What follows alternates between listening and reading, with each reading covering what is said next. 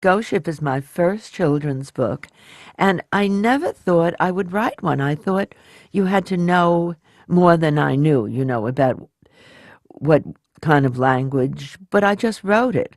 And the way it came about, a year ago at a cocktail party and book signing at the Union League Club, Wendell Miner, the great children's illustrator and writer, was there. And Wendell illustrated 4 of my covers of my books, including the first, Where Are the Children?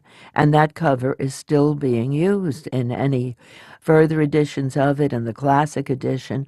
It's a brilliant Edward Hopper type cover, stark, a little lonely, and one red mitten on the lawn, a small red mitten, and you know something is terribly wrong.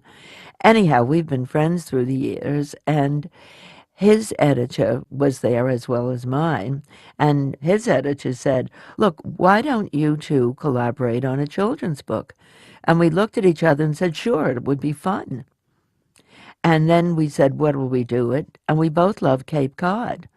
So I said, "How about Cape Cod?" And between the two of us, something about a ship. And Wendell said, "Something is found that belongs to the past." And I said, "On the beach, right after a storm, because so much stuff comes up." Well, my God, we had the text of that book.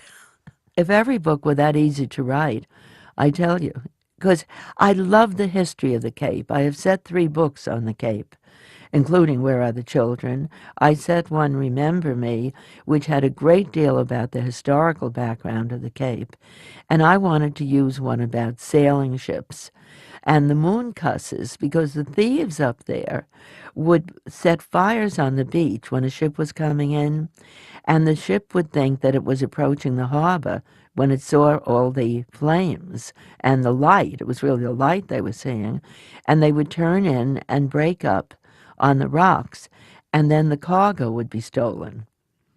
And this was a regular occurrence at Cape Cod in the late 1600s.